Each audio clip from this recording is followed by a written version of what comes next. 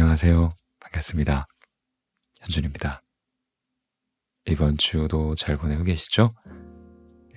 오늘은 되게 신나는 금요일인데 불금 보내고 계신지 모르겠네요. 저는 요즘 무빙이란 드라마에 빠져서 너무 재밌다고 혼자 막 생각하고 있습니다. 너무 재밌는 거 아닌가요? 인간적으로. 예. 요즘 뭐하고 지내시나요? 혹시 저처럼 무빙에 너무 몰입해서 수요일이 왜 안 오는지 의아해하며 시간을 보내고 계신 분도 있을 거라 생각이 드네요. 네. 그래요. 오늘은 되게 오랜만에 술술 읽혔던 소설책 한 권을 소개해드리려고 합니다. 이 책의 간략한 줄거리를 말씀드리자면요. 비가 오면 열리는 불행을 팔 수 있는 상점이 있다는 얘기.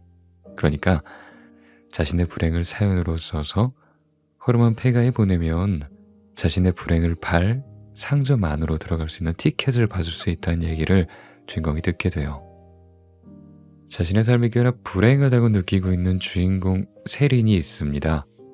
세린은 자신이 너무나 불행한 삶을 살고 있다 생각하며 간절한 마음으로 사연을 써서 보내게 됩니다. 시간이 흐르고 세린은 상점 초대 티켓을 받게 돼요. 그리고 그 받은 티켓을 가지고 폐가로 찾아가죠. 세린은 자신의 불행한 삶을 원하는 대로 바꿀 수 있다는 생각에 커다란 기대감을 품고 있습니다. 그렇게 불행에서 벗어나 진정한 행복을 찾기 위해 불행을 팔 수 있는 장마 상점에 방문한 세린은요, 여러 모험을 겪으며 구슬들을 얻게 되고 남들과는 다른 특별한 능력을 갖게 됩니다. 그곳에서 주인공은 진짜 행복을 찾아다니며 많은 일들을 보고 느끼게 돼요. 저는 책을 보면서 이 세린이가 진짜 진정한 행복을 찾을 수 있을까? 과연 그럴 수 있을까? 행복이란 뭘까? 정말 돈인 걸까? 돈만 있으면 다 되는 걸까? 아니면 다른 게 있는 걸까? 하며 책을 읽는 동안 짧지만 긴 여정을 함께하는 느낌이 들었습니다. 그래요. 세린이가 어떻게 될지 궁금하지 않으신가요? 휴일에 가볍게 읽기 좋은, 새로운 곳을 여행하는 마음으로 편하게 읽기 좋은 책이라고 말씀드리고 싶네요. 오늘은 특별하게 일러스트 같은 그림들을 영상 중간중간에 넣어놨습니다. 책하고 전혀 맞지는 않는데 그래도 예쁜 그림이고, 요즘 AI 기술이 너무 발달했잖아요. 그걸로 사용해서 미드전이란 프로그램이 참 좋더라고요. 그래서 그걸 활용해서 영상을 만들어 봤습니다. 그래요. 제가 읽고서 괜찮았던 부분 읽어드릴게요. 유영광 작가님의 비가 오면 열리는 상점.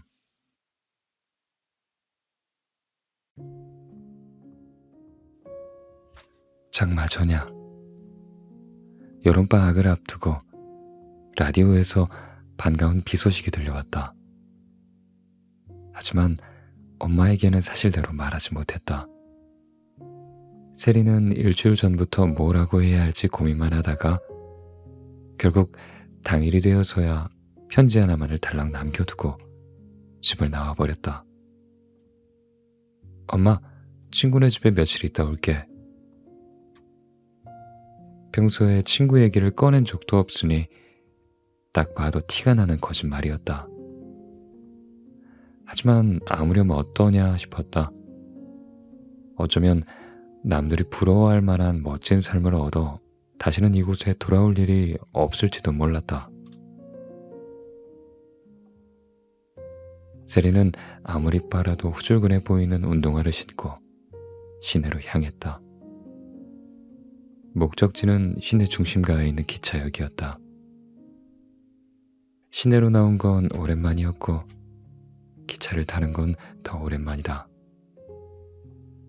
기억을 더듬어 보니 초등학교에 들어갈 무렵 엄마의 손을 붙잡고 타본 이후로 처음인 것 같았다. 지금 레인보우행 열차가 들어오고 있습니다. 승객 여러분들께서는 한 걸음 뒤로 물러나 주시길 바랍니다.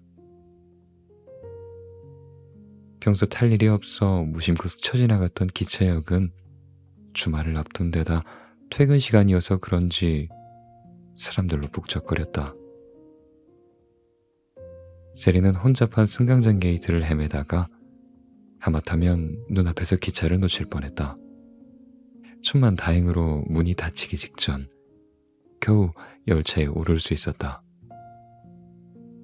부랴부랴 자리에 앉고 나니 그제야 집을 떠나온 게 실감이 났다. 기차를 타긴 탔는데.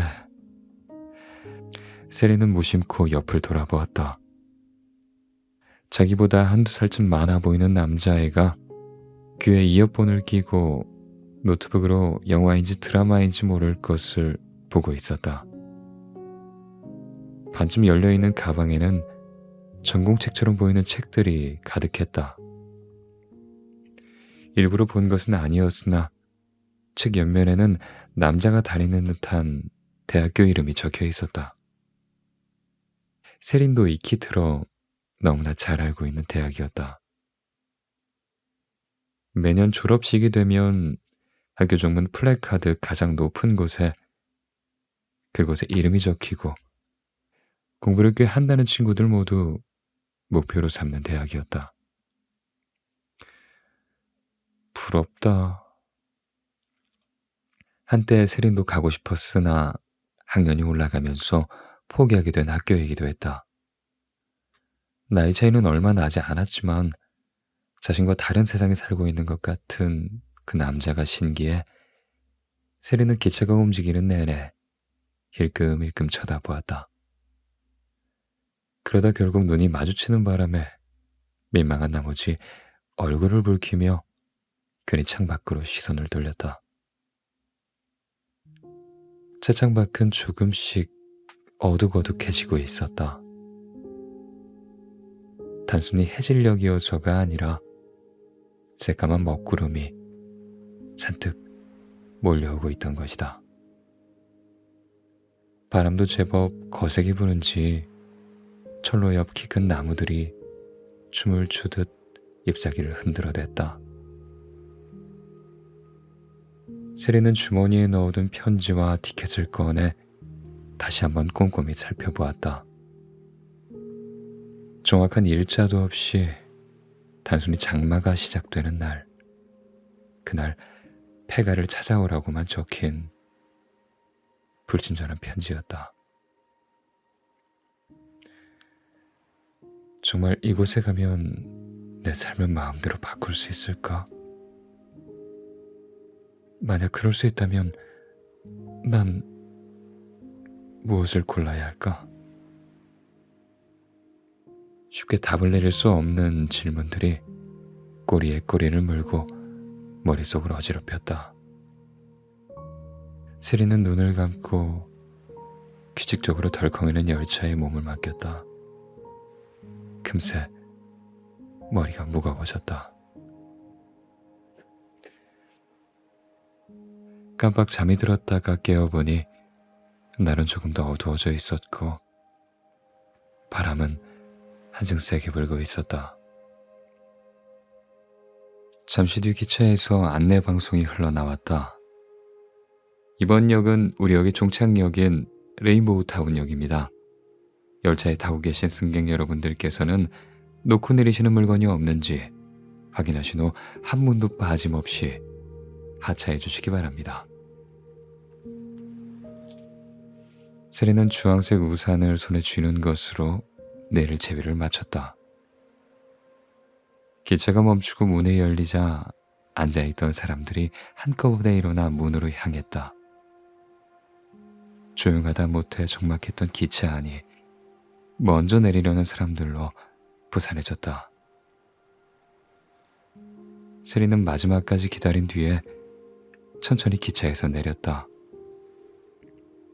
승강장에 발이 닿자 여기까지 온 세린을 반겨주기라도 하듯이 시원한 바람이 얼굴을 훑고 지나갔다. 바람은 습기를 가득 머금고 있어 일기예보대로 오늘 안에 비가 오긴 올 것 같았다. 세리는 바람에 날려 흐트러진 머리를 대충 쓸어 넘기며 주위를 둘러보았다. 생각보다 그리 큰 동네는 아니었다. 기차역 주변이라 그런지 몰라도 별로 높지 않은 건물들이 여기저기에 흩어져 있었다. 논밭으로 둘러싸인 시골은 아니었으나 그렇다고 도시라고도 할 수 없는 곳이었다. 세리는 심호흡을 크게 한 뒤 직접 끓인 약도를 손에 들고 역을 나섰다. 역 앞에는 택시기사들이 삼삼오오 모여 담배를 피고 있었다. 세린이 나오자 그들은 눈빛으로 택시를 탈 건지 물었고 세린은 황급히 눈을 피했다. 이미 기차표 값만으로 가진 돈을 거의 다 써버린 뒤였기 때문이다. 다행히 자신에겐 경사진 언덕을 매일같이 오르락내리락 하느라 그 누구보다 튼튼한 두 다리가 있었다. 세리는 혹시라도 손님처럼 보이지 않기 위해 걸음을 빨리 해 그곳을 벗어났다. 잘 닦인 아스팔트 도로가 점점 비포장 도로로 변해갔다. 세리는 발로 그린 것보다 조금 더 나은 수준의 약도가 점점 더 못 믿어지기 시작했다. 이제는 아예 길이라고도 하기 힘든 곳을 지나고 있었다. 한참을 걸어가다 보니 몇십 가구 살지 않을 것 같은 작은 마을이 나타났다. 오래된 가로등 하나가 마을 입구를 비추고 있었으나 특별히 오가는 사람은 보이지 않았다. 세리는 가로등 불빛에 의지해 약도에 적힌 주소를 확인했다. 자신이 틀리게 옮겨 적은 것이 아니라면 배가는 이 마을 어딘가에 있을 게 분명했다. 세리는 슬슬 다리가 아파와 무릎을 주물렀다. 대충 아무데나 기대서 쉬고 싶은 마음이 컸지만 날이 더 어두워지기 전에 빨리 폐가를 찾는 일이 급했다.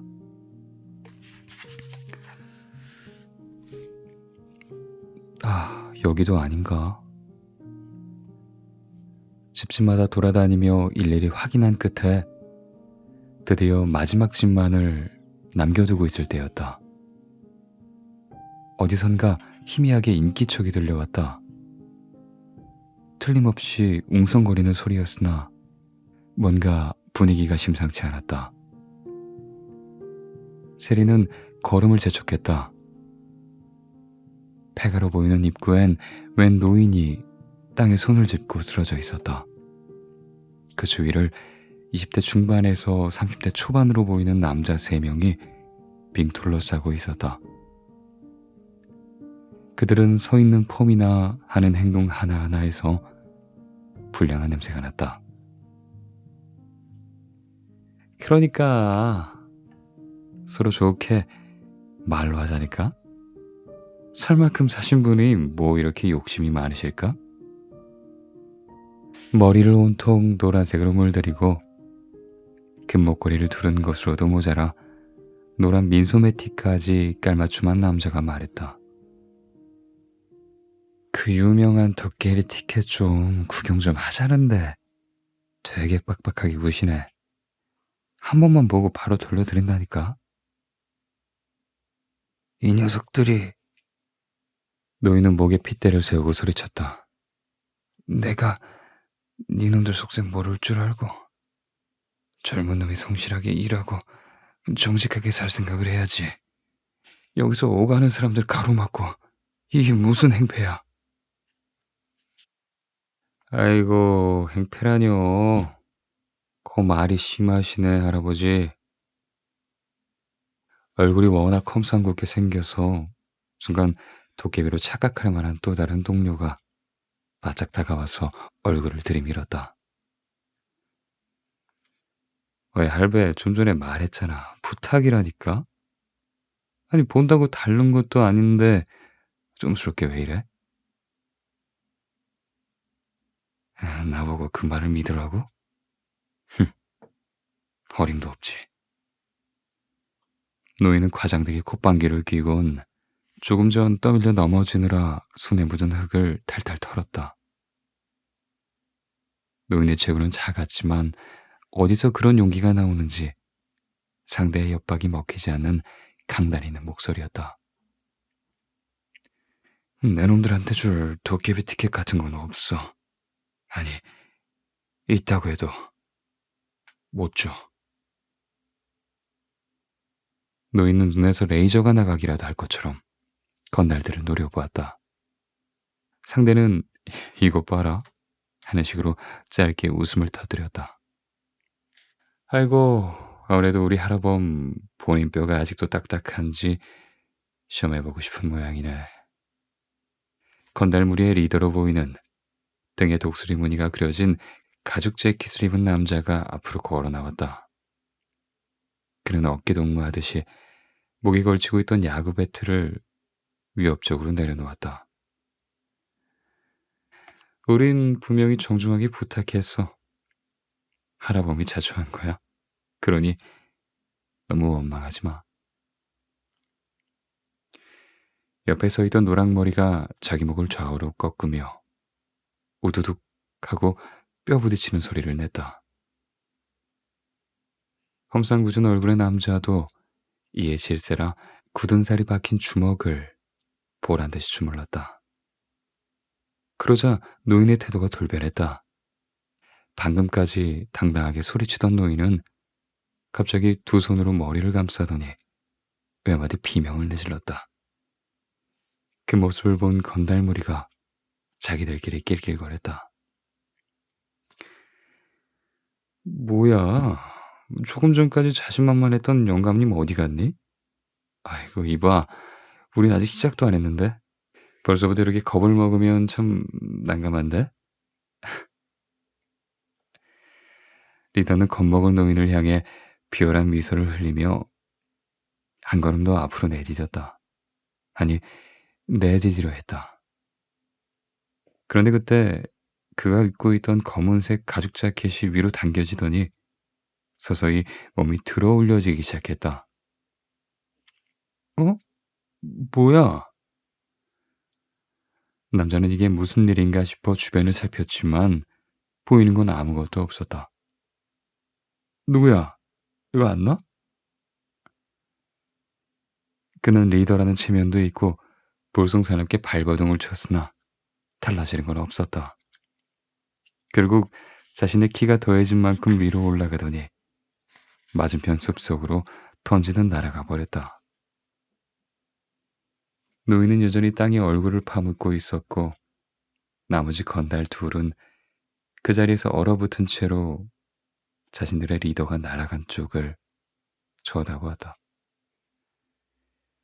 그들이 고개를 돌려 서로를 마주친 순간 이번엔 다른 한 명의 몸이 한 뼘 정도 붕 뜨더니 교통사고라도 당한 것처럼 숲 안쪽으로 내팽개쳐져 버렸다. 그제야 뭔가 그게 잘못되었음을 알아차린 노랑머리는 자신의 리더를 챙기려는지 아니면 단지 가장 빨리 도망치기 위해서인지 있는 힘을 다해 숲속으로 도망치기 시작했다. 아마도 살아오면서 가장 빨리 달려본 경험으로 남을 것 같았다. 하지만 조금 뒤 도망치던 건달도 뭔가에 맞고 바닥을 구르는 소리가 났다. 노인은 그 소리에 슬쩍 고개를 들었다가 또 한 번 소스라치게 놀라며 이번엔 뒤로 벌러덩 넘어졌다. 오지마! 눈앞엔 보고도 믿기 힘든 존재가 자기를 내려다보고 있었다. 노인은 누군가 굳이 알려주지 않아도 알 수 있었다. 애초에 다른 단어로 표현할 수도 없었다. 인간과 닮았지만 결코 인간이라고 할 수 없는 모습. 노인은 헛것이 아니라는 걸 알면서도 몇 번이나 눈을 비벼댔다. 그것은 분명 도깨비였다. 하늘에서 비가 쏟아지기 시작했다.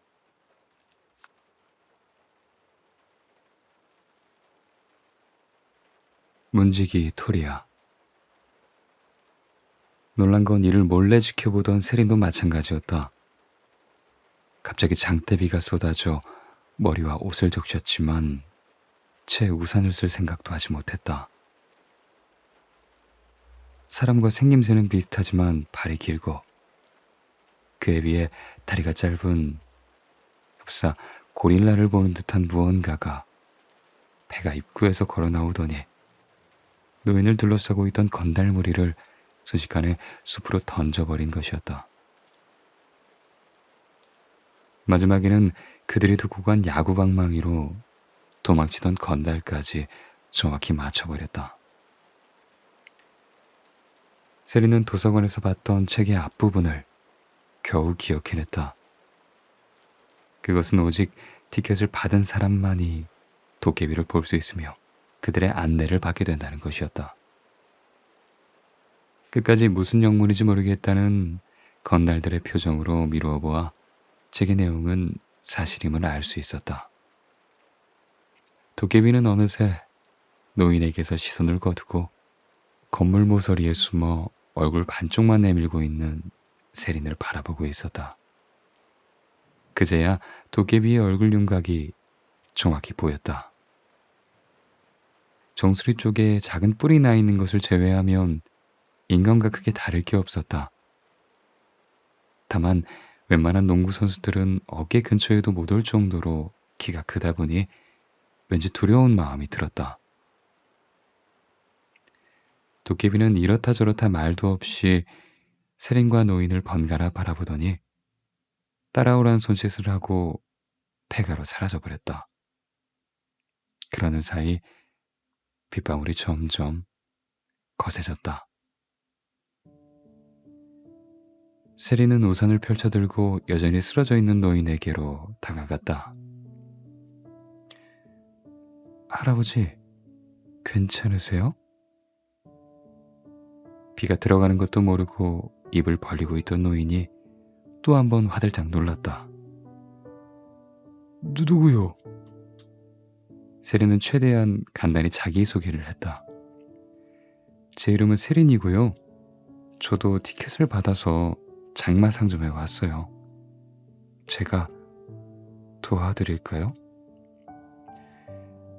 그러면서 노인의 팔을 부축하자 노인도 거절하지 않고 그녀의 팔에 의지한 채로 다리에 힘을 주었다. 노인은 건달들에게 떠밀려 넘어진 것보다 도깨비를 보고 더 큰 충격을 받은 것 같았다. 세린은 노인의 마음을 충분히 이해할 수 있었다. 멀리서 봤는데도 다리가 후들거렸는데 바로 코앞에서 맞닥뜨렸으니 그럴 만도 했다. 고마우이. 그런데 정말 도깨비가 있다니 믿기지가 않는구먼. 일어선 노인은 가지고 온 검은색 장우산을 펼쳐들어 보였다. 보는 눈이 없는 세린이 보기에도 꽤나 고급스러운 우산이었다. 지저분해진 옷을 털고 떨어뜨렸던 중절모까지 다시 쓰자 조금 전과는 꽤 다른 멀끔한 모습이 되었다. 눈가나 이마의 주름으로 봐선 진작 정년퇴직을 했을 나이로 보였는데 젊은 사람 못지않게 혈색도 좋고 걸음걸이에도 힘이 넘쳤다. 어쨌든 어서 가세나. 노인이 앞장섰고 세린이 뒤따르며 폐가 입구의 계단을 올랐다. 활짝 열린 문 앞에서는 희미한 빛이 새어나오고 있었다.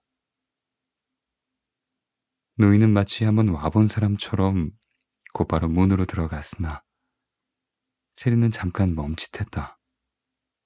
하지만 이내 뭔가를 결심한 듯 다시 걸음을 옮겼다. 잠시 뒤 두 사람은 거짓말처럼 사라져버렸다. 분명히 다 쓰러져가는 건물 입구로 들어갔으나 나온 곳에는 전혀 다른 풍경이 펼쳐져 있었다. 실내가 아닌 온통 꽃밭으로 둘러싸여 있는 실외였고, 그것도 밤이 아닌 해가 쨍쨍한 오후였다. 세린과 노인은 같은 생각을 했는지 멍하니 서로의 얼굴을 바라보았다. 하지만 곧 서둘러 자리를 떠났다. 10걸음 정도 떨어진 곳에서 좀 전에 도깨비가 그들을 기다리고 있었기 때문이다. 도깨비의 손에는 언제 꺼냈는지 노란색 삼각형 깃발이 들려 있었다.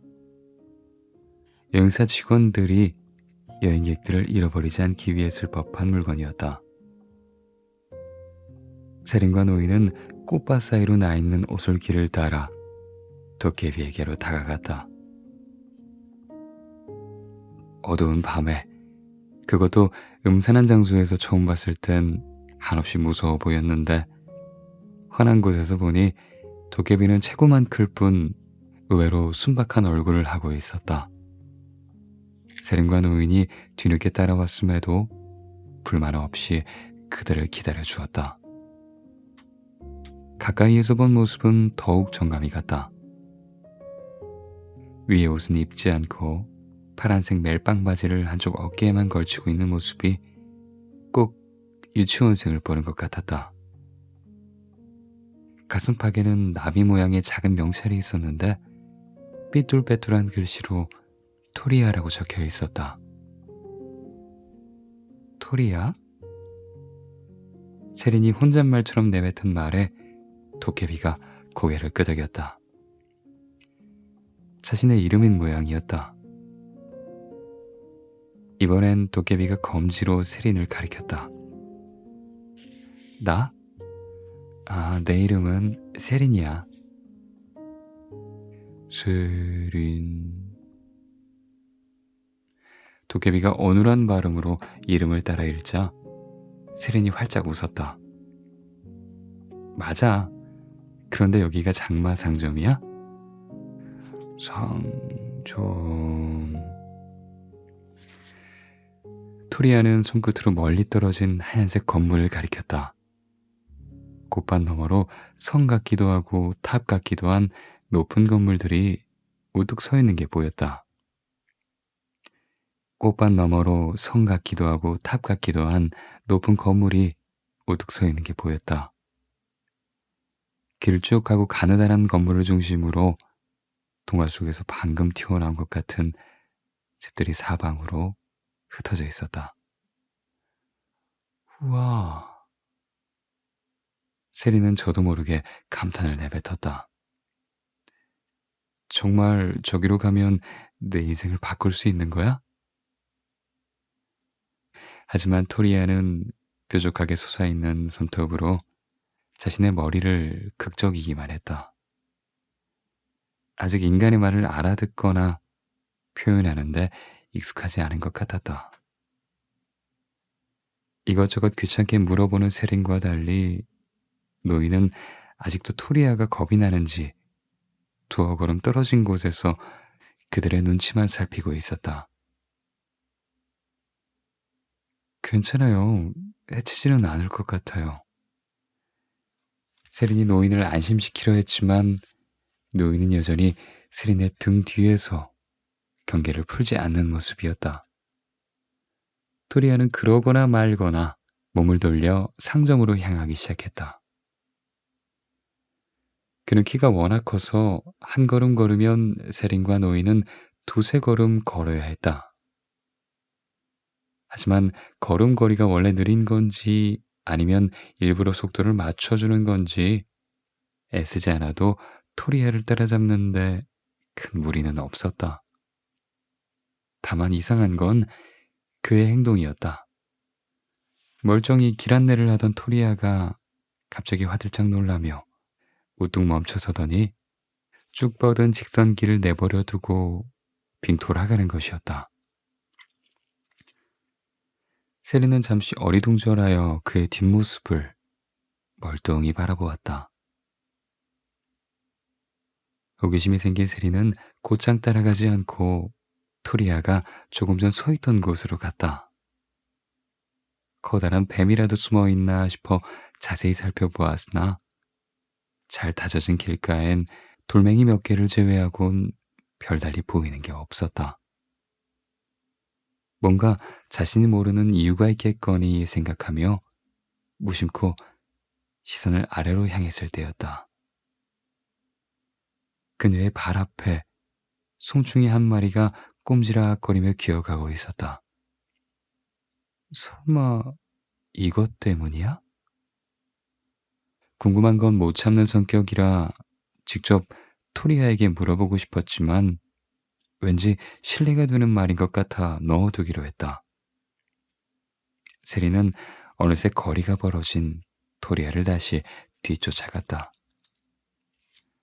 하지만 얼마 안 가 토리아는 또다시 멈추어 섰다. 이번엔 길가에 쭈그리고 앉아 무언가를 한참이나 뚫어져라 쳐다보았다. 그가 보는 건 다름 아닌 보라색으로 활짝 핀 꽃이었다. 워낙 주의 깊게 보고 있어서 말을 붙이기도 어려웠다. 세린이 토리아의 얼굴을 가만 살펴보니 왠지 꽃이 마음이 들어 가져가고 싶은 눈치였다. 그러나 차마 꽃을 꺾을 수 없어 고민하는 것 같았다. 이를 보다 못한 세린이 꽃을 대신 꺾어주자 토리아는 어린아이 같은 표정으로 좋아했다. 세린은 이러다가 장마가 끝나기 전에 도착할 수나 있을까 걱정이 되었지만 다행히 더는 무서운 벌레도 마음에 드는 꽃도 없었는지 토리아는 멈추지 않고 곧장 상점으로 향했다. 상점은 하얀색 가래떡을 길게 세워둔 모습을 하고 있었다.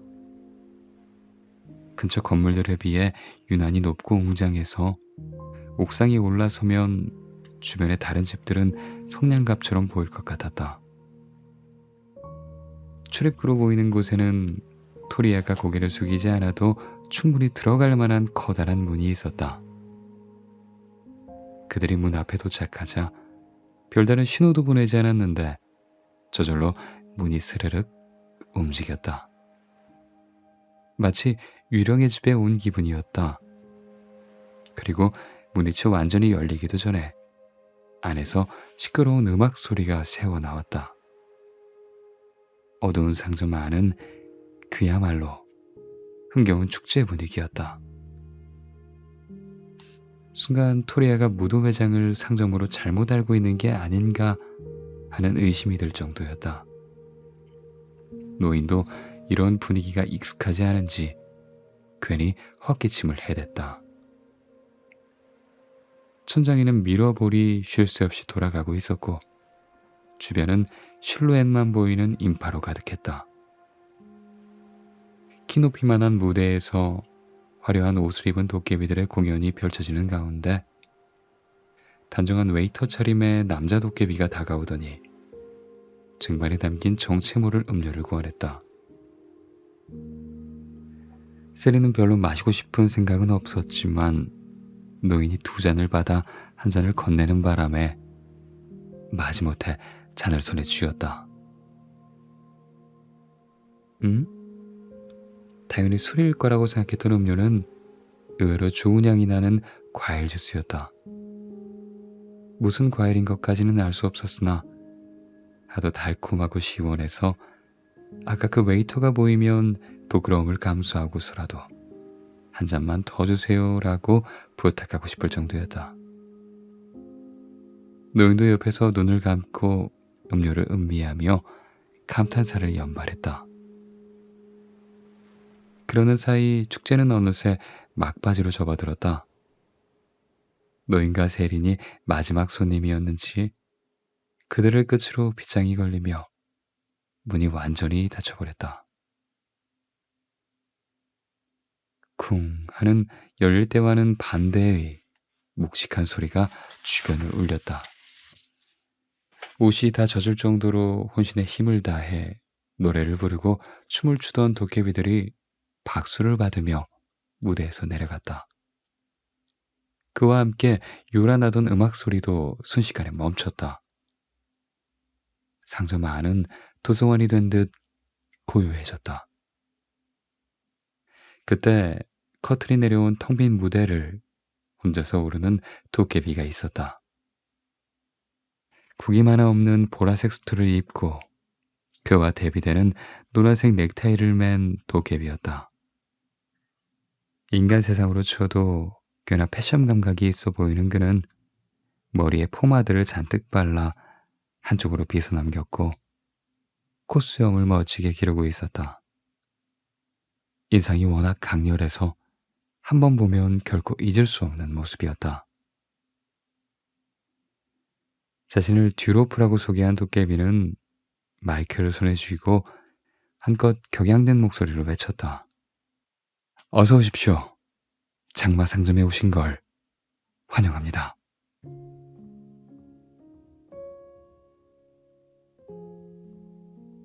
장마 상점. 새로운 도깨비의 등장에 장내가 잠시 소란해졌다. 어두웠던 조명이 환해지자 그제서야 주변이 서서히 드러났다. 콘서트장을 방불케 하는 넓은 공간엔 100여 명은 될 만한 사람들이 모여 있었다. 그들 중에는 잔뜩 겁을 집어먹고 있는 사람도 있었고 느긋하게 팔짱을 끼고 여유를 보이는 사람도 있었다. 세리는 상점 내부를 둘러보랴 낯선 사람들을 곁눈질하랴 두눈바삐 움직이느라 정신이 하나도 없었다. 하지만 무엇보다 제일 눈길이 가는 건 지금 막 마이크를 잡고 무대에 오른 도깨비였다. 여기까지 오시느라 정말 수고 많으셨습니다. 듀로프는 진심으로 반가운 마음이었는지 발밑에 모여있는 사람들과 눈을 맞추며 짧게 인사를 나눴다. 다들 궁금한 것이 많으시겠지만 우선 이것부터 소개해 드릴게요. 듀로프는 넥타이를 느슨하게 하며 목을 한번 풀더니 말을 이었다. 저희 장마 상점은 유구한 역사를 자랑하는 명실상부 최고의 상점으로서 매년 인간을 초대하여 상점을 이용할 수 있도록 특별한 이벤트를 준비 중입니다. 이 모든 건 인간을 아끼고 사랑하는 저희 족장님의 크나긴 배려 덕분이며 그분의 뜻에 따라 여러분이 이곳에 머무시는 동안 최선을 다할 것을 약속드립니다. 듀로프는 오른손을 왼쪽 가슴에 대고 허리를 깊이 숙여 인사했다.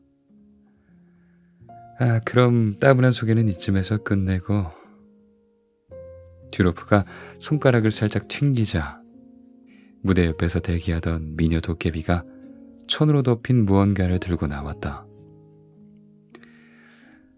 바로 본론으로 넘어가도록 하죠. 미녀 도깨비는 듀로프의 바로 옆에 서서 늘씬한 각선미와 잘록한 허리를 뽐냈다. 여러분이 가장 기대하시는 건 아무래도 이것이겠죠? 듀로프가 이미 다 꿰뚫어 봤다는 듯이 물었다. 하지만 사람들은 여자 도깨비에게 시선을 빼앗겨 듀로프의 이어지는 설명을 귀담아 듣지 못했다. 갖고 계신 불행을 없애고 싶으신가요? 꿈꾸던 삶을 살아보시는 건 어떤가요? 남들이 부러워할 만한 새로운 인생을 시작할 수 있다면요.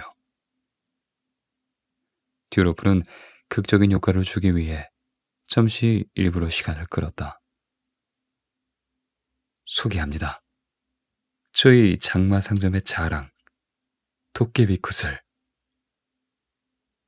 곧이어 듀로프가 현란한 동작으로 천을 걷어내었다.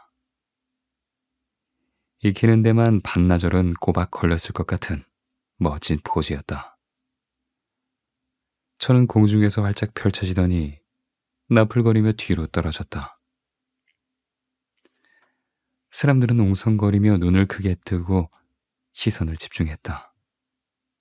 맨 뒤에 있던 세리는 까치발을 들고 조금이라도 더 자세히 보기 위해 안간힘을 썼다. 노인도 최대한 목을 길게 뺐다. 작은 탁자 위에는 각자 크기가 다른 오색 찬란한 구슬들이 조명을 받아 보석처럼 빛을 내고 있었다. 작은 것은 탁구공만 했고 큰 것 중에는 볼링공만한 것도 있었다. 듀로프는 그중 하나를 집어들었다. 어떻습니까? 정말 아름답지 않나요? 이 구슬에는 여러분들이 그토록 원하시던 멋진 삶들이 가득 들어 있습니다. 그 구슬은 얼마인가요? 누군가 손을 번쩍 들어 용기 있게 이야기했다. 저희는 인간의 돈은 필요하지 않습니다. 구슬은 상점마다 하나씩 진열되어 있으며 불행을 파시고 받은 금화로 해당 상점을 이용하신 뒤에는 얼마든지 가져가실 수 있습니다. 그것도 공짜로 말이죠. 여기저기에서 환호성과 박수가 터져 나왔다. 듀로프는 그것이야말로 자신이 기대했던 반응이었는지 옆으로 길게 자란 콧수염이 머리까지 치솟을 만큼 입꼬리를 올렸다. 상점에는 말이죠. 그동안 저희가 모아놓은 수많은 구슬들이 보관되어 있습니다.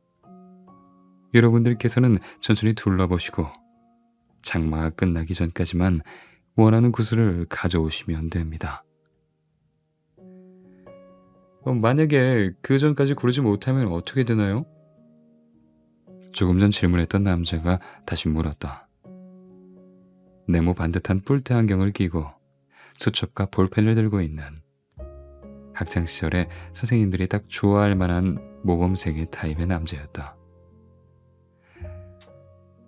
듀로프도 선생님 같은 억양으로 대답했다. 그거 좋은 질문입니다. 물론 구슬을 고르지 않으면 아무 일도 일어나지 않죠. 하지만 한 가지 유념해 두셔야 할 것이 있습니다. 듀로프가 탁자에 놓여있던 김이 모락모락 나는 찻잔을 들더니 뜨겁지도 않은지 한 번에 후루룩 마셔버렸다.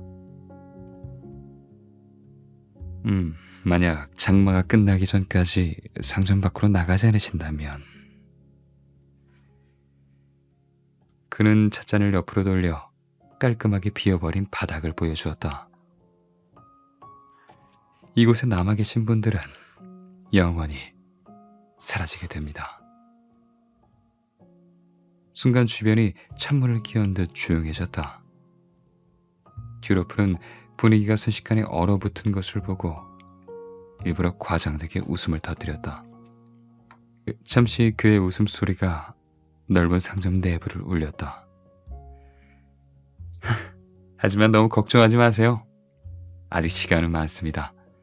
이제 막 장마가 시작되었고 이번 장마는 일주일하고도 9시간 44분 32초가 지속될 예정이니까요. 정확한 것은 도깨비 표준 시계를 확인해 주시기 바랍니다. 듀로프가 출입구 쪽을 가리켰다. 뒤쪽 벽면에는 커다란 시계가 걸려 있었는데 분침이나 시침은 없었고 물이 가득 찬 모래시계 모형에서 물방울이 조금씩 떨어지고 있었다. 구슬을 사용하는 방법에 대해선 잠시 후 방문하실 불행전당포에서 알려드릴 예정입니다. 또한 상점을 이용하시면서 참고가 될 만한 것들을 미리 준비해 놓았습니다. 또 상점을 이용하면서 참고가 될 만한 것들을 미리 준비해 놓았습니다. 듀로프가 미녀 도깨비에게 눈짓을 하자 그녀는 가볍게 고개를 끄덕이곤 준비해온 작은 책자를 나눠주기 시작했다. 순간 사람들이 서로 먼저 받겠다고 어깨를 밀치는 바람에 작은 소란이 일어났다. 일부는 책자보다 미녀 도깨비에게 더 관심을 보이느라 질서가 지켜지지 않아 시간이 조금 지체되었다. 세린과 노인은 순서를 기다려 마지막 남은 책자를 전달받았다. 책자는 밖에서 흔히 볼 수 있는 얇은 브로슈어 형태였다. 손바닥만한 크기에 여러 면으로 접혀 있어 가볍게 들고 다니기에 좋았고 코팅까지 입혀진 겉면에는 장마 상점 안내서 라고 큼지막하게 적혀 있었다. 세리는 궁금함을 참지 못하고 받자마자 책자를 펼쳐보았다. 장마 상점 이용 시 필수 참고사항. 첫째, 불행 전당포에서 받은 금화는 상점 내에서만 사용이 가능하다. 둘째, 금화는 장마 기간에만 유효하다. 셋째, 구슬을 인간 세계로 가지고 나간 이후엔 교환 및 환불이 불가하다. 넷째, 구슬에 담긴 행복은 원하는 시점에 주문을 통해 발동된다. 다섯째, 구슬을 버리거나 포기하면 원래 주인에게로 되돌아간다. 각각의 면에는 참고사항을 비롯해 상점을 축소해서 그려넣은 약도와 가보면 좋을 만한 추천 코스들이 적혀 있었다. 그 중에서도 대표 맛집으로 소개된 곳은 보르도 보르모 형제가 운영하는 레스토랑이었는데, 사진에는 쌍둥이로 보이는 똑같은 얼굴의 도깨비들이 환하게 미소 짓고 있었다. 심지어 마지막 장에는 카지노 이용료 할인 쿠폰도 들어가 있었다. 세리는 그곳에 갈 일이 없어 보였지만 혹시 몰라 일단 챙겨두기로 했다. 우선 오늘은 늦었으니 지하 전당포에 여러분들의 불행을 맡기시고 저희가 마련한 숙소에서 편히 쉬시기를 바랍니다. 안내는 토리아가 또 한번 수고해 주시겠습니다. 듀로프가 출구 반대편 문을 가리키자 그곳에는 아까 봤던 덩치 큰 토리아가 여전히 어울리지 않는 노란색 깃발을 들고 사람들을 기다리고 있었다. 아무래도 이곳에서 길 안내를 도맡아 하고 있는 것 같았다. 그럼 또 뵙겠습니다. 궁금하신 사항이나 찾고자 하는 구슬이 있으시다면 언제든지 제가 있는 안내 데스크를 찾아주세요. 디로프는 마지막까지 예의를 잃지 않고 허리를 굽혀 깍듯하게 인사했다. 사람들은 하나둘 투리아에게로 몰려갔다. 하지만 아직 마지막 절차가 남았는지 그는 바로 이동하지 않고 티켓을 일일이 확인한 후에 도장을 찍어주었다. 그리고 도장이 찍힌 사람들에게는 손목시계를 하나씩 나눠주었다. 벽면에 걸려있던 것과 똑같은 모양의 크기만 축소된 시계였다. 대신 손목에 묶을 수 있도록 가죽끈이 양옆으로 붙어 있었는데 희한하게도 어느 방향으로 꺾든 한쪽으로만 물방울이 떨어져 내렸다. 하지만 그보다 더 희한한 것은 다른 사람들의 티켓 색깔이 자신의 것과 다른 은색이란 점이었다. 순간 세리는 자신의 티켓이 잘못된 것인 줄 알고 조마조마했으나 정작 토리아는 신경 쓰지 않고 도장을 찍어주었다. 표정이 미세하게 변한 건 아직 무대에서 내려가지 않은 듀로프뿐이었다. 그러나 세린을 비롯해 그걸 눈치챈 사람은 아무도 없었다. 세린은 안도의 한숨을 내쉬고 자신보다 먼저 티켓 검사를 끝낸 노인에게로 다가갔다. 마지막이었던 세린의 차례가 끝나자 토리아는 사람들을 이끌고 아래로 향하는 계단으로 내려가기 시작했다.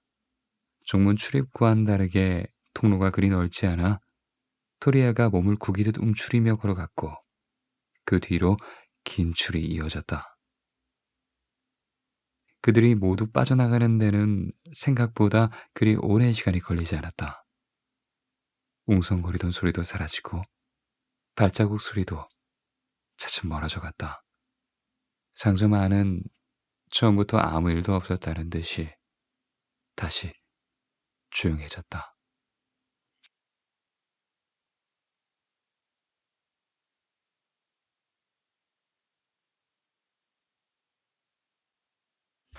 장마 전야, 여름방학을 앞두고 라디오에서 반가운 비 소식이 들려왔다. 하지만 엄마에게는 사실대로 말하지 못했다.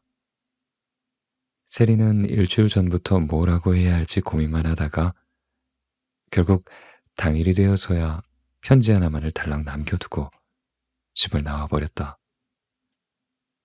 엄마, 친구네 집에 며칠 있다 올게. 평소에 친구 얘기를 꺼낸 적도 없으니 딱 봐도 티가 나는 거짓말이었다. 하지만 아무렴 어떠냐 싶었다.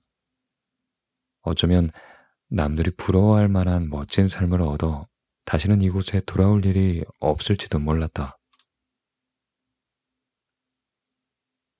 세리는 아무리 빨아도 후줄근해 보이는 운동화를 신고 시내로 향했다. 목적지는 시내 중심가에 있는 기차역이었다. 시내로 나온 건 오랜만이었고 기차를 타는 건 더 오랜만이다. 기억을 더듬어 보니 초등학교에 들어갈 무렵 엄마의 손을 붙잡고 타본 이후로 처음인 것 같았다. 지금 레인보우 행 열차가 들어오고 있습니다.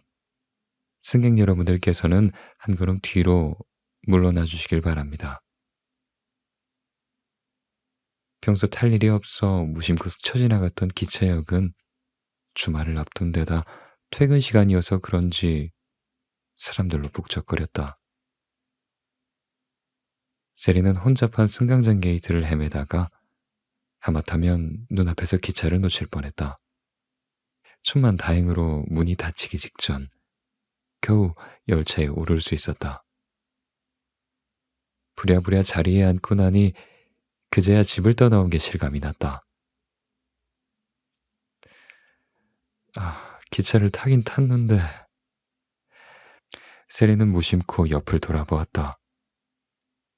자기보다 한두 살쯤 많아 보이는 남자애가 귀에 이어폰을 끼고 노트북으로 영화인지 드라마인지 모를 것을 보고 있었다. 반쯤 열려있는 가방에는 전공책처럼 보이는 책들이 가득했다. 일부러 본 것은 아니었으나 책 옆면에는 남자가 다니는 듯한 대학교 이름이 적혀 있었다. 세린도 익히 들어 너무나 잘 알고 있는 대학이었다. 매년 졸업식이 되면 학교 정문 플래카드 가장 높은 곳에 그곳에 이름이 적히고 공부를 꽤 한다는 친구들 모두 목표로 삼는 대학이었다.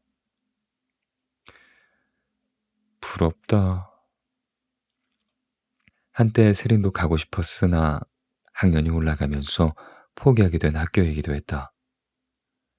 나이 차이는 얼마 나지 않았지만 자신과 다른 세상에 살고 있는 것 같은 그 남자가 신기해 세리는 기차가 움직이는 내내 힐끔힐끔 쳐다보았다. 그러다 결국 눈이 마주치는 바람에 민망한 나머지 얼굴을 붉히며 괜히 창밖으로 시선을 돌렸다. 차창 밖은 조금씩 어둑어둑해지고 있었다. 단순히 해질녘이어서가 아니라 새까만 먹구름이 잔뜩 몰려오고 있던 것이다. 바람도 제법 거세게 부는지 철로 옆 키 큰 나무들이 춤을 추듯 잎사귀를 흔들어댔다. 세리는 주머니에 넣어둔 편지와 티켓을 꺼내 다시 한번 꼼꼼히 살펴보았다. 정확한 일자도 없이 단순히 장마가 시작되는 날, 그날 폐가를 찾아오라고만 적힌 불친절한 편지였다. 정말 이곳에 가면 내 삶을 마음대로 바꿀 수 있을까?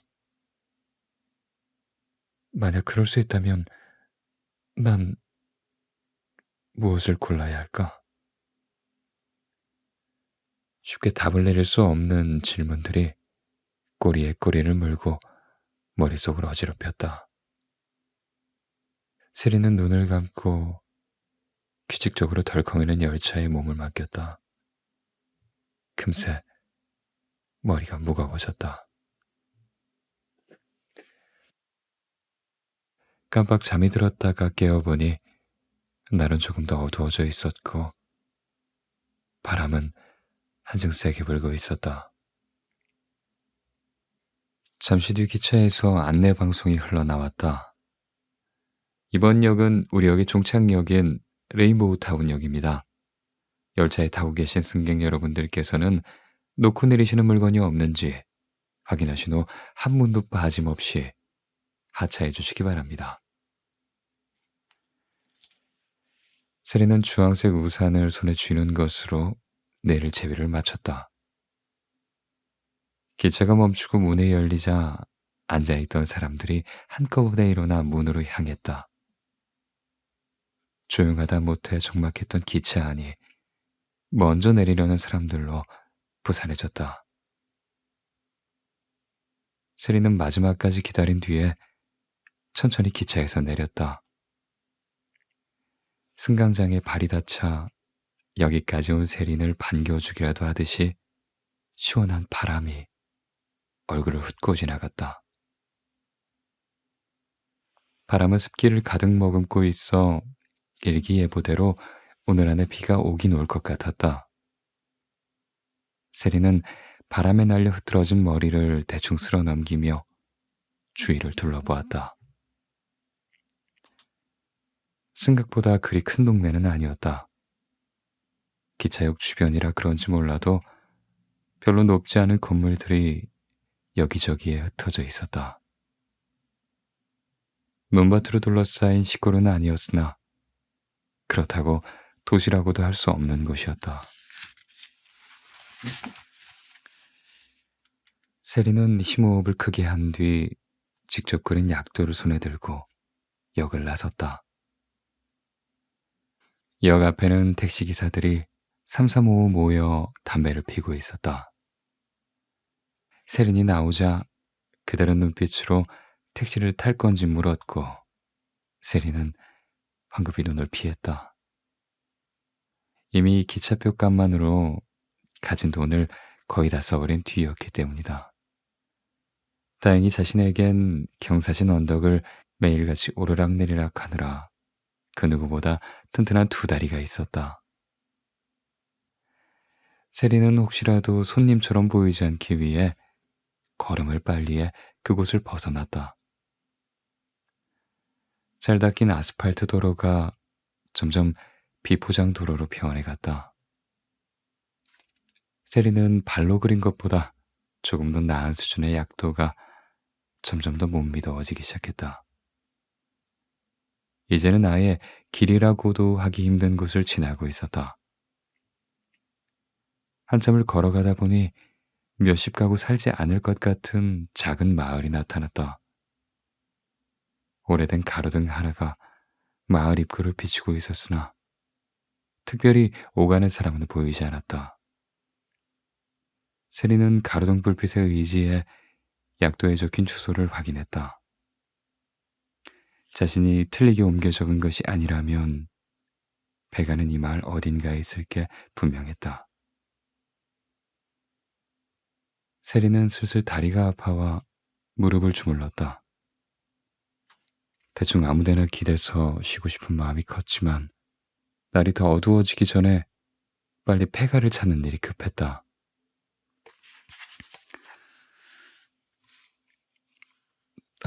여기도 아닌가? 집집마다 돌아다니며 일일이 확인한 끝에 드디어 마지막 집만을 남겨두고 있을 때였다. 어디선가 희미하게 인기척이 들려왔다. 틀림없이 웅성거리는 소리였으나 뭔가 분위기가 심상치 않았다. 세리는 걸음을 재촉했다. 폐가로 보이는 입구엔 웬 노인이 땅에 손을 짚고 쓰러져 있었다. 그 주위를 20대 중반에서 30대 초반으로 보이는 남자 3명이 빙 둘러싸고 있었다. 그들은 서 있는 폼이나 하는 행동 하나하나에서 불량한 냄새가 났다. 그러니까 서로 좋게 말로 하자니까? 살 만큼 사신 분이 뭐 이렇게 욕심이 많으실까? 머리를 온통 노란색으로 물들이고 금목걸이를 두른 것으로도 모자라 노란 민소매티까지 깔맞춤한 남자가 말했다. 그 유명한 도깨비 티켓 좀 구경 좀 하자는데 되게 빡빡하게 구시네. 한 번만 보고 바로 돌려드린다니까. 이 녀석들이. 노인은 목에 핏대를 세우고 소리쳤다. 내가 니놈들 속셈 모를 줄 알고. 젊은 놈이 성실하게 일하고 정직하게 살 생각을 해야지. 여기서 오가는 사람들 가로막고 이게 무슨 행패야. 아이고, 행패라뇨. 그 말이 심하시네, 할아버지. 얼굴이 워낙 컴상궂게 생겨서 순간 도깨비로 착각할 만한 또 다른 동료가 바짝 다가와서 얼굴을 들이밀었다. 왜, 할배, 좀 전에 말했잖아. 부탁이라니까? 아니, 본다고 다른 것도 아닌데 좀스럽게 왜 이래? 나보고 그 말을 믿으라고? 어림도 없지. 노인은 과장되게 콧방귀를 뀌곤 조금 전 떠밀려 넘어지느라 손에 묻은 흙을 탈탈 털었다. 노인의 체구는 작았지만 어디서 그런 용기가 나오는지 상대의 엿박이 먹히지 않는 강단이 있는 목소리였다. 내 놈들한테 줄 도깨비 티켓 같은 건 없어. 아니, 있다고 해도 못 줘. 노인은 눈에서 레이저가 나가기라도 할 것처럼 건달들을 노려보았다. 상대는 이것 봐라 하는 식으로 짧게 웃음을 터뜨렸다. 아이고, 아무래도 우리 할아범 본인 뼈가 아직도 딱딱한지 시험해보고 싶은 모양이네. 건달 무리의 리더로 보이는 등에 독수리 무늬가 그려진 가죽 재킷을 입은 남자가 앞으로 걸어 나왔다. 그는 어깨 동무하듯이 목에 걸치고 있던 야구 배트를 위협적으로 내려놓았다.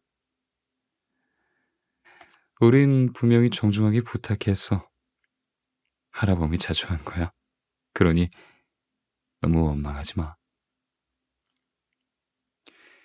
옆에 서 있던 노랑머리가 자기 목을 좌우로 꺾으며 우두둑 하고 뼈 부딪히는 소리를 냈다. 험상궂은 얼굴의 남자도 이에 실세라 굳은 살이 박힌 주먹을 보란듯이 주물렀다. 그러자 노인의 태도가 돌변했다. 방금까지 당당하게 소리치던 노인은 갑자기 두 손으로 머리를 감싸더니 외마디 비명을 내질렀다. 그 모습을 본 건달무리가 자기들끼리 낄낄거렸다. 뭐야, 조금 전까지 자신만만했던 영감님 어디 갔니? 아이고, 이봐, 우린 아직 시작도 안 했는데 벌써부터 이렇게 겁을 먹으면 참 난감한데? 리더는 겁먹은 노인을 향해 비열한 미소를 흘리며 한 걸음 더 앞으로 내디뎠다. 아니, 내디디려 했다. 그런데 그때 그가 입고 있던 검은색 가죽 자켓이 위로 당겨지더니 서서히 몸이 들어 올려지기 시작했다. 어? 뭐야? 남자는 이게 무슨 일인가 싶어 주변을 살폈지만 보이는 건 아무것도 없었다. 누구야? 이거 안 나? 그는 리더라는 체면도 있고 볼썽사납게 발버둥을 쳤으나 달라지는 건 없었다. 결국 자신의 키가 더해진 만큼 위로 올라가더니 맞은편 숲속으로 던지듯 날아가 버렸다. 노인은 여전히 땅에 얼굴을 파묻고 있었고 나머지 건달 둘은 그 자리에서 얼어붙은 채로 자신들의 리더가 날아간 쪽을 쳐다보았다. 그들이 고개를 돌려 서로를 마주친 순간 이번엔 다른 한 명의 몸이 한 뼘 정도 붕 뜨더니 교통사고라도 당한 것처럼 숲 안쪽으로 내팽개쳐져 버렸다. 그제야 뭔가 그게 잘못되었음을 알아차린 노랑머리는 자신의 리더를 챙기려는지 아니면 단지 가장 빨리 도망치기 위해서인지 있는 힘을 다해 숲속으로 도망치기 시작했다. 아마도 살아오면서 가장 빨리 달려본 경험으로 남을 것 같았다.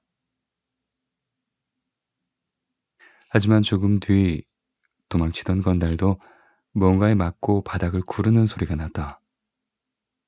노인은 그 소리에 슬쩍 고개를 들었다가 또 한 번 소스라치게 놀라며 이번엔 뒤로 벌러덩 넘어졌다. 오지마! 눈앞엔 보고도 믿기 힘든 존재가 자기를 내려다보고 있었다. 노인은 누군가 굳이 알려주지 않아도 알 수 있었다. 애초에 다른 단어로 표현할 수도 없었다. 인간과 닮았지만 결코 인간이라고 할 수 없는 모습. 노인은 헛것이 아니라는 걸 알면서도 몇 번이나 눈을 비벼댔다. 그것은 분명 도깨비였다. 하늘에서 비가 쏟아지기 시작했다.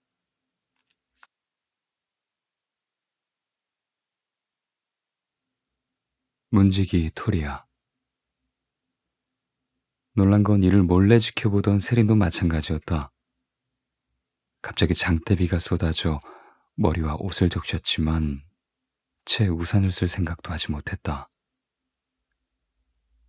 사람과 생김새는 비슷하지만 발이 길고 그에 비해 다리가 짧은 흡사 고릴라를 보는 듯한 무언가가 배가 입구에서 걸어 나오더니 노인을 둘러싸고 있던 건달 무리를 순식간에 숲으로 던져버린 것이었다. 마지막에는 그들이 두고 간 야구방망이로 도망치던 건달까지 정확히 맞춰버렸다. 세리는 도서관에서 봤던 책의 앞부분을 겨우 기억해냈다. 그것은 오직 티켓을 받은 사람만이 도깨비를 볼 수 있으며 그들의 안내를 받게 된다는 것이었다. 끝까지 무슨 영문인지 모르겠다는 건달들의 표정으로 미루어 보아 책의 내용은 사실임을 알 수 있었다. 도깨비는 어느새 노인에게서 시선을 거두고 건물 모서리에 숨어 얼굴 반쪽만 내밀고 있는 세린을 바라보고 있었다. 그제야 도깨비의 얼굴 윤곽이 정확히 보였다. 정수리 쪽에 작은 뿔이 나 있는 것을 제외하면 인간과 크게 다를 게 없었다. 다만 웬만한 농구 선수들은 어깨 근처에도 못 올 정도로 키가 크다 보니 왠지 두려운 마음이 들었다. 도깨비는 이렇다 저렇다 말도 없이 세린과 노인을 번갈아 바라보더니 따라오란 손짓을 하고 폐가로 사라져버렸다. 그러는 사이 빗방울이 점점 거세졌다. 세린은 우산을 펼쳐들고 여전히 쓰러져 있는 노인에게로 다가갔다. 할아버지, 괜찮으세요? 비가 들어가는 것도 모르고 입을 벌리고 있던 노인이 또 한 번 화들짝 놀랐다. 누구요? 세린은 최대한 간단히 자기소개를 했다. 제 이름은 세린이고요. 저도 티켓을 받아서 장마 상점에 왔어요. 제가 도와드릴까요? 그러면서 노인의 팔을 부축하자 노인도 거절하지 않고 그녀의 팔에 의지한 채로 다리에 힘을 주었다. 노인은 건달들에게 떠밀려 넘어진 것보다 도깨비를 보고 더 큰 충격을 받은 것 같았다. 세린은 노인의 마음을 충분히 이해할 수 있었다. 멀리서 봤는데도 다리가 후들거렸는데 바로 코앞에서 맞닥뜨렸으니 그럴 만도 했다. 고마우이. 그런데 정말 도깨비가 있다니 믿기지가 않는구먼. 일어선 노인은 가지고 온 검은색 장우산을 펼쳐들어 보였다. 보는 눈이 없는 세린이 보기에도 꽤나 고급스러운 우산이었다. 지저분해진 옷을 털고 떨어뜨렸던 중절모까지 다시 쓰자 조금 전과는 꽤 다른 멀끔한 모습이 되었다. 눈가나 이마의 주름으로 봐선 진작 정년퇴직을 했을 나이로 보였는데 젊은 사람 못지않게 혈색도 좋고 걸음걸이에도 힘이 넘쳤다.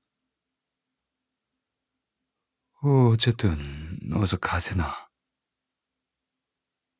노인이 앞장섰고 세린이 뒤따르며 폐가 입구에 계단을 올랐다.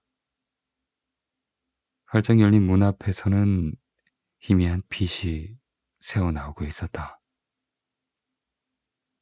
노인은 마치 한번 와본 사람처럼 곧바로 문으로 들어갔으나 세린은 잠깐 멈칫했다. 하지만 이내 뭔가를 결심한 듯 다시 걸음을 옮겼다. 잠시 뒤 두 사람은 거짓말처럼 사라져버렸다.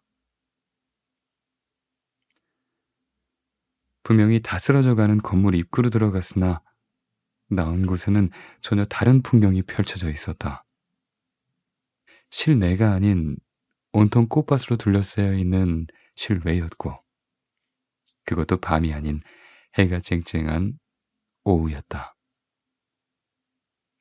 세린과 노인은 같은 생각을 했는지 멍하니 서로의 얼굴을 바라보았다. 하지만 곧 서둘러 자리를 떠났다. 10걸음 정도 떨어진 곳에서 좀 전에 도깨비가 그들을 기다리고 있었기 때문이다.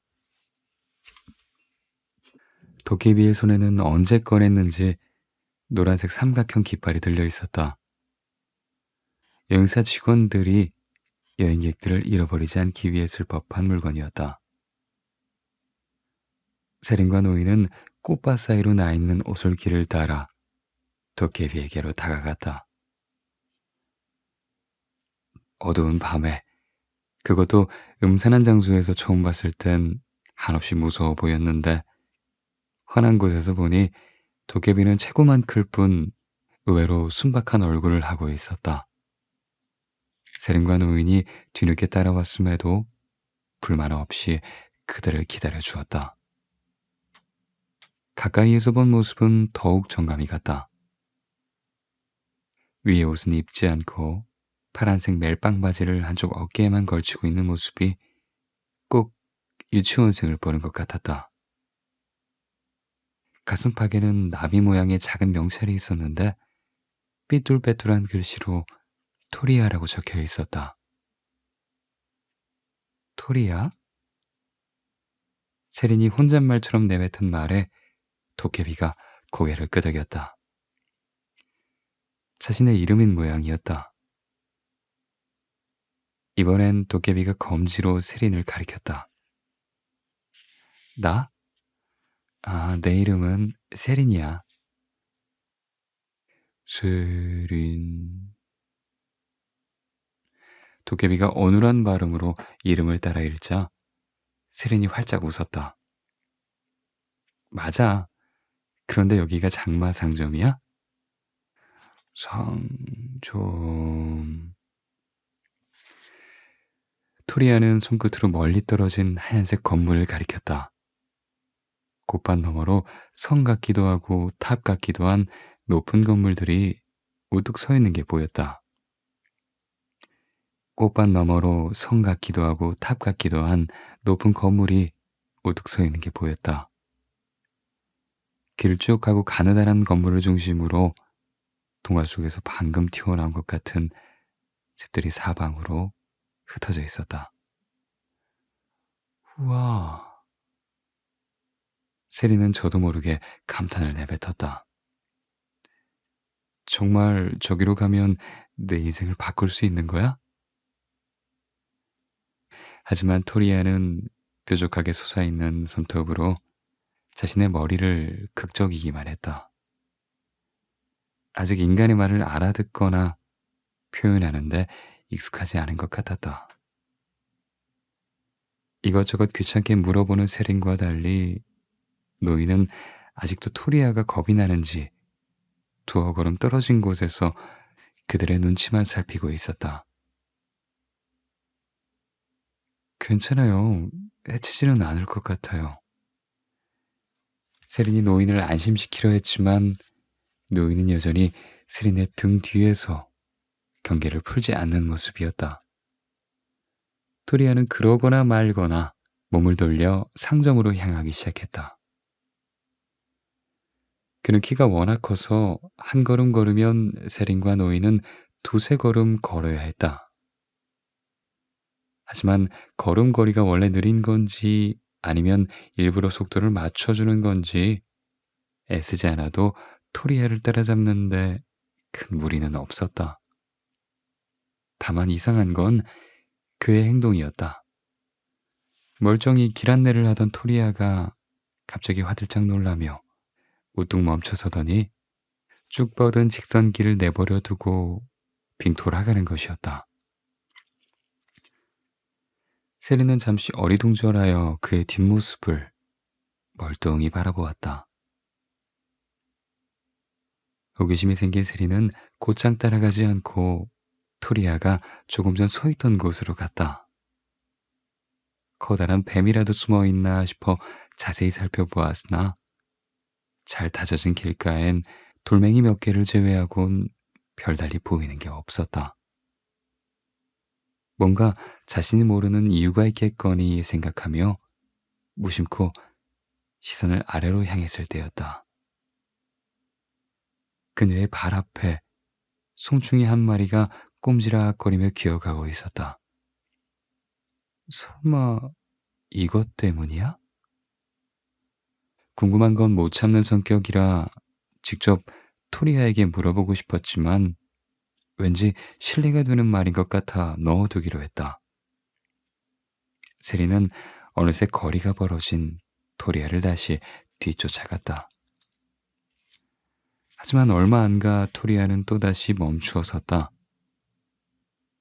이번엔 길가에 쭈그리고 앉아 무언가를 한참이나 뚫어져라 쳐다보았다. 그가 보는 건 다름 아닌 보라색으로 활짝 핀 꽃이었다.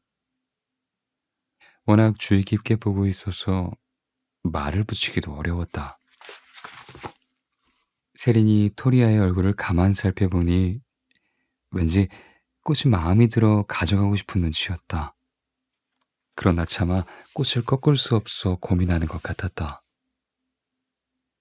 이를 보다 못한 세린이 꽃을 대신 꺾어주자 토리아는 어린아이 같은 표정으로 좋아했다. 세린은 이러다가 장마가 끝나기 전에 도착할 수나 있을까 걱정이 되었지만 다행히 더는 무서운 벌레도 마음에 드는 꽃도 없었는지 토리아는 멈추지 않고 곧장 상점으로 향했다. 상점은 하얀색 가래떡을 길게 세워둔 모습을 하고 있었다. 근처 건물들에 비해 유난히 높고 웅장해서 옥상에 올라서면 주변의 다른 집들은 성냥갑처럼 보일 것 같았다. 출입구로 보이는 곳에는 토리아가 고개를 숙이지 않아도 충분히 들어갈 만한 커다란 문이 있었다.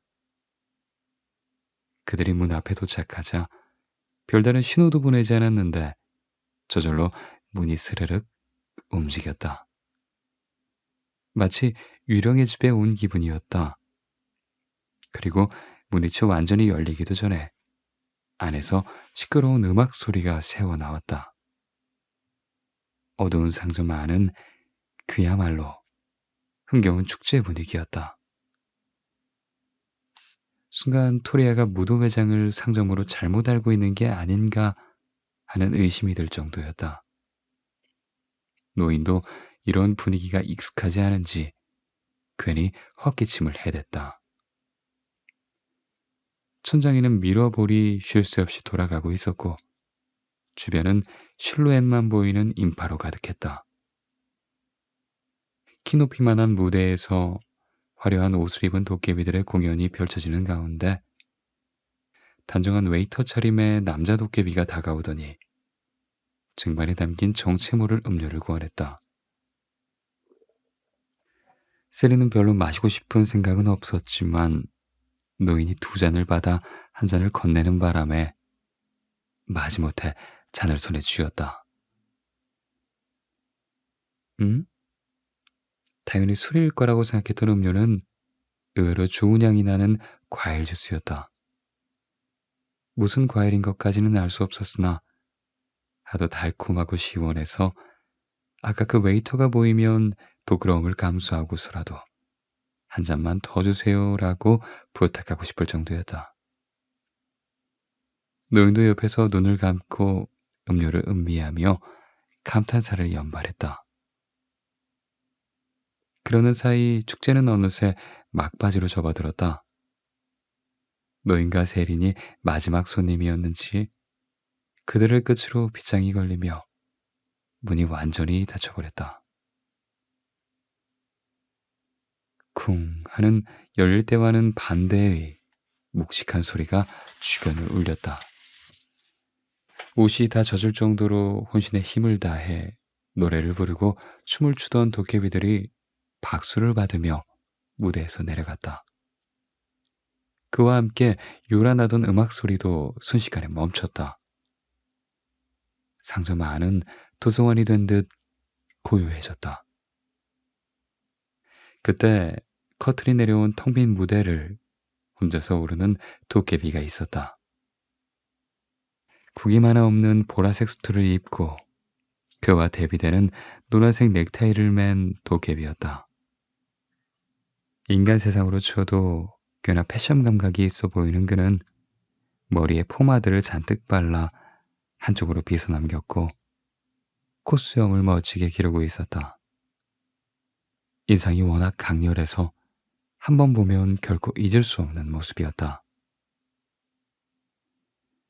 자신을 듀로프라고 소개한 도깨비는 마이크를 손에 쥐고 한껏 격양된 목소리로 외쳤다. 어서 오십시오. 장마 상점에 오신 걸 환영합니다.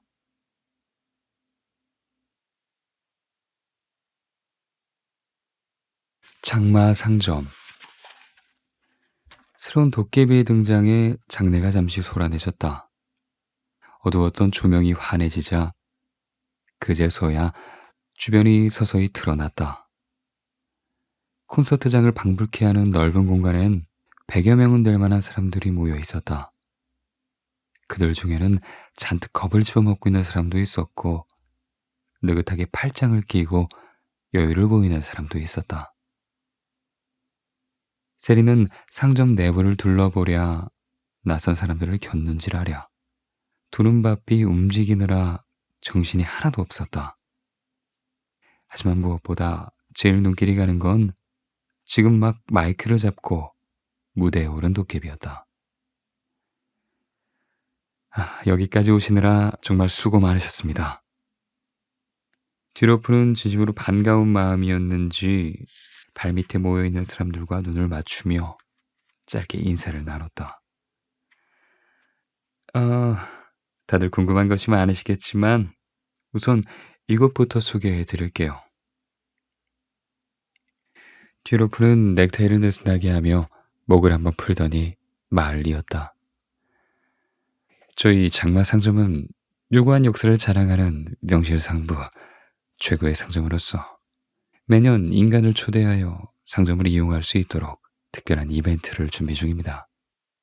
이 모든 건 인간을 아끼고 사랑하는 저희 족장님의 크나긴 배려 덕분이며 그분의 뜻에 따라 여러분이 이곳에 머무시는 동안 최선을 다할 것을 약속드립니다. 듀로프는 오른손을 왼쪽 가슴에 대고 허리를 깊이 숙여 인사했다. 그럼 따분한 소개는 이쯤에서 끝내고 듀로프가 손가락을 살짝 튕기자 무대 옆에서 대기하던 미녀 도깨비가 천으로 덮인 무언가를 들고 나왔다. 바로 본론으로 넘어가도록 하죠. 미녀 도깨비는 듀로프의 바로 옆에 서서 늘씬한 각선미와 잘록한 허리를 뽐냈다. 여러분이 가장 기대하시는 건 아무래도 이것이겠죠? 듀로프가 이미 다 꿰뚫어봤다는 듯이 물었다. 하지만 사람들은 여자 도깨비에게 시선을 빼앗겨 듀로프의 이어지는 설명을 귀담아 듣지 못했다. 갖고 계신 불행을 없애고 싶으신가요? 꿈꾸던 삶을 살아보시는 건 어떤가요? 남들이 부러워할 만한 새로운 인생을 시작할 수 있다면요. 듀로프는 극적인 효과를 주기 위해 잠시 일부러 시간을 끌었다. 소개합니다. 저희 장마 상점의 자랑, 도깨비 구슬. 곧이어 듀로프가 현란한 동작으로 천을 걷어내었다. 익히는 데만 반나절은 꼬박 걸렸을 것 같은 멋진 포즈였다. 천은 공중에서 활짝 펼쳐지더니 나풀거리며 뒤로 떨어졌다. 사람들은 웅성거리며 눈을 크게 뜨고 시선을 집중했다. 맨 뒤에 있던 세리는 까치발을 들고 조금이라도 더 자세히 보기 위해 안간힘을 썼다. 노인도 최대한 목을 길게 뺐다. 작은 탁자 위에는 각자 크기가 다른 오색찬란한 구슬들이 조명을 받아 보석처럼 빛을 내고 있었다. 작은 것은 탁구공만 했고 큰 것 중에는 볼링공만한 것도 있었다. 듀로프는 그중 하나를 집어들었다. 어떻습니까? 정말 아름답지 않나요? 이 구슬에는 여러분들이 그토록 원하시던 멋진 삶들이 가득 들어 있습니다. 그 구슬은 얼마인가요? 누군가 손을 번쩍 들어 용기 있게 이야기했다.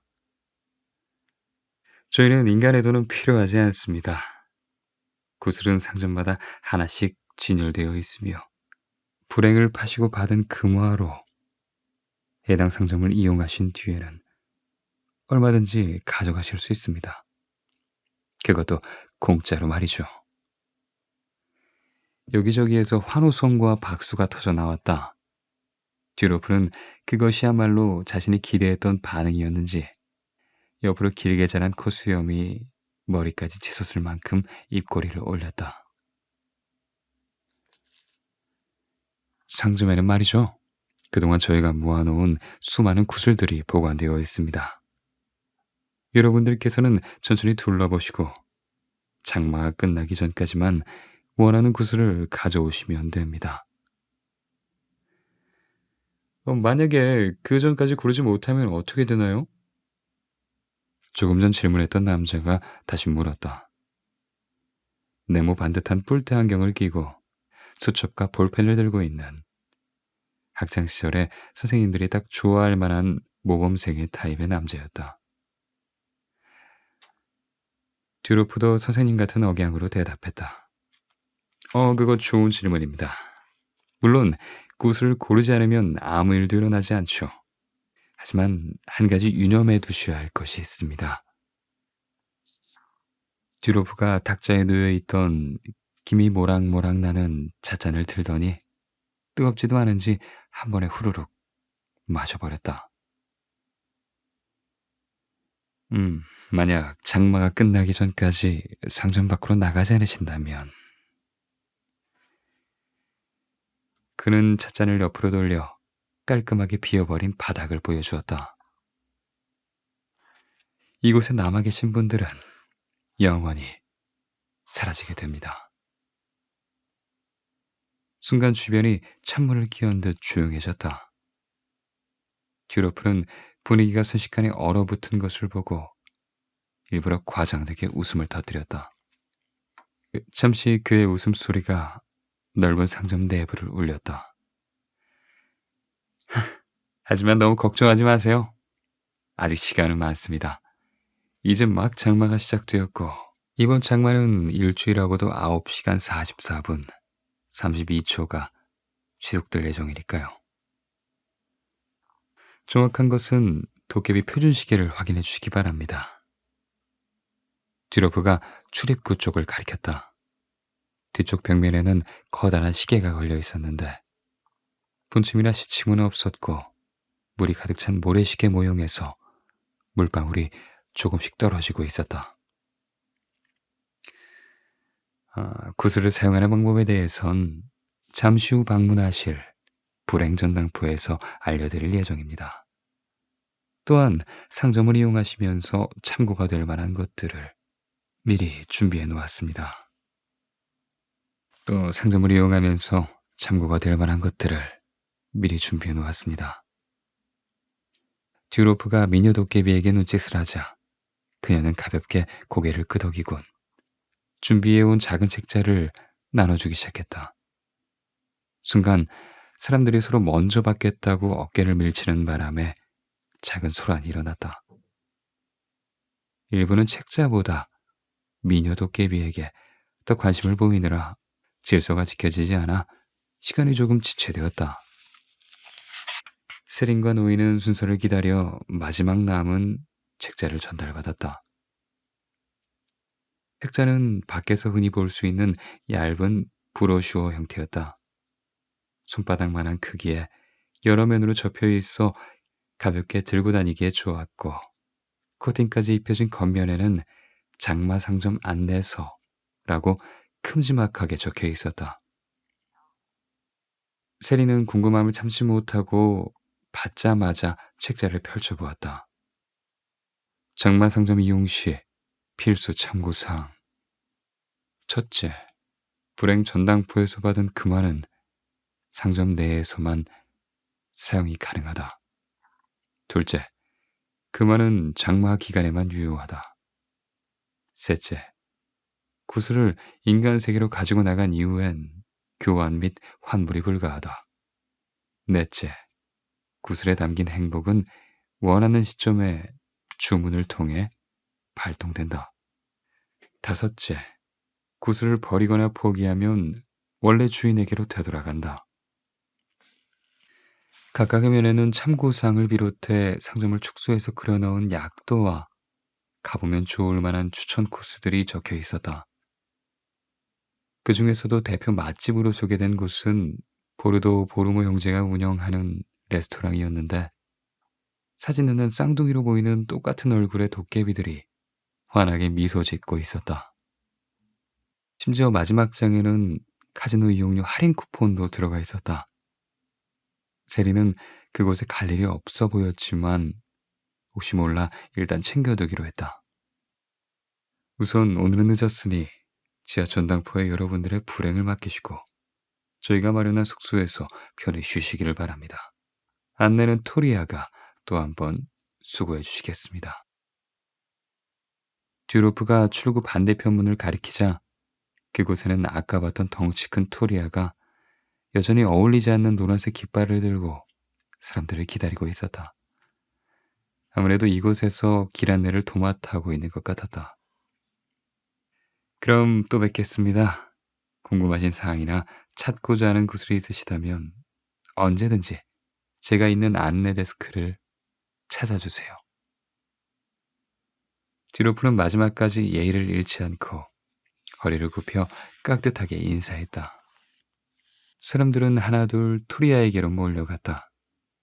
하지만 아직 마지막 절차가 남았는지 그는 바로 이동하지 않고 티켓을 일일이 확인한 후에 도장을 찍어주었다. 그리고 도장이 찍힌 사람들에게는 손목시계를 하나씩 나눠주었다.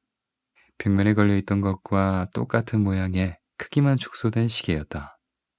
대신 손목에 묶을 수 있도록 가죽끈이 양옆으로 붙어 있었는데 희한하게도 어느 방향으로 꺾든 한쪽으로만 물방울이 떨어져 내렸다. 하지만 그보다 더 희한한 것은 다른 사람들의 티켓 색깔이 자신의 것과 다른 은색이란 점이었다. 순간 세리는 자신의 티켓이 잘못된 것인 줄 알고 조마조마했으나 정작 토리아는 신경 쓰지 않고 도장을 찍어주었다. 표정이 미세하게 변한 건 아직 무대에서 내려가지 않은 듀로프뿐이었다. 그러나 세린을 비롯해 그걸 눈치챈 사람은 아무도 없었다. 세린은 안도의 한숨을 내쉬고 자신보다 먼저 티켓 검사를 끝낸 노인에게로 다가갔다. 마지막이었던 세린의 차례가 끝나자 토리아는 사람들을 이끌고 아래로 향하는 계단으로 내려가기 시작했다. 종문 출입구와는 다르게 통로가 그리 넓지 않아 토리아가 몸을 구기듯 움츠리며 걸어갔고 그 뒤로 긴 줄이 이어졌다. 그들이 모두 빠져나가는 데는 생각보다 그리 오랜 시간이 걸리지 않았다. 웅성거리던 소리도 사라지고 발자국 소리도 차츰 멀어져 갔다. 상점 안은 처음부터 아무 일도 없었다는 듯이 다시 조용해졌다.